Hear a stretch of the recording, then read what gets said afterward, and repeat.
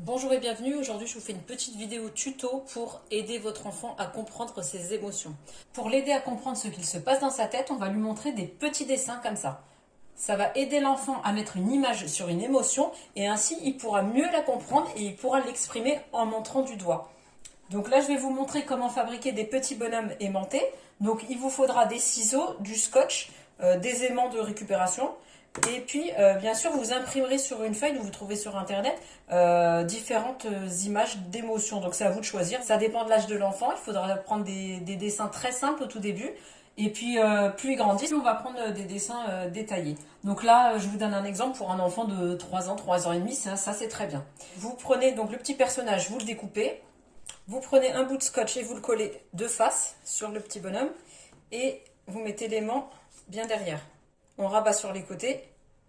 Et puis vous faites pareil. Avec du scotch tout simplement, il n'y a pas besoin de prendre une plastifieuse. À moins que vous vouliez un bon, très très bon résultat. Donc c'est pas obligatoire la plastifieuse. C'est mieux, c'est vrai que c'est mieux, mais vous pouvez faire ça avec du scotch, ça fonctionne très bien. Donc voilà, vous avez votre petit bonhomme qui est scotché à l'aimant. Et puis vous pouvez, voilà, sur un tableau magnétique, voilà, il s'accroche. Maintenant que vous avez fait ces petits bonhommes, vous en faites plusieurs, pas beaucoup au début, hein, vraiment c'est pour que votre enfant, c'est pour l'aider à comprendre. Donc là on a mis, voilà, fatigué, blessé, content, il est bien. Bon là c'est surtout en colère, je pense que ça revient beaucoup ça. Et puis votre enfant va choisir, selon l'humeur du moment, parce que dans la journée, bon bah il passe par différentes humeurs, donc là ça sera l'humeur du moment, il va choisir. Dès que vous le sentez un petit peu énervé, agité, vous pouvez lui proposer, vous l'accompagnez au tableau et puis vous lui dites, bah écoute, est-ce que tu penses pas que tu es comme ça, enfin montre-moi ce que tu ressens en ce moment, essaye de me montrer. Et vous verrez que petit à petit, l'enfant il va bien comprendre les différents visages. Et dès qu'il sera en colère, donc je vous conseille de l'approcher du tableau et c'est lui qui choisira son petit bonhomme. Et puis dès qu'il il se sentira mieux, il ira de lui-même et il ira sûrement mettre ce petit bonhomme, voilà, celui-là ou celui-là. Donc ça c'est un petit rituel à faire qui est très intéressant, surtout pour les enfants qui sont très agités.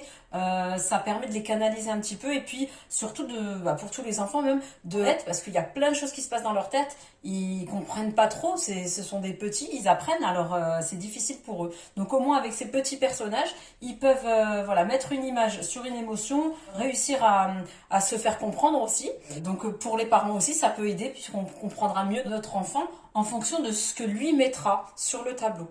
Et l'enfant se sentira mieux puisqu'il pourra exprimer ce qu'il ressent avec des images.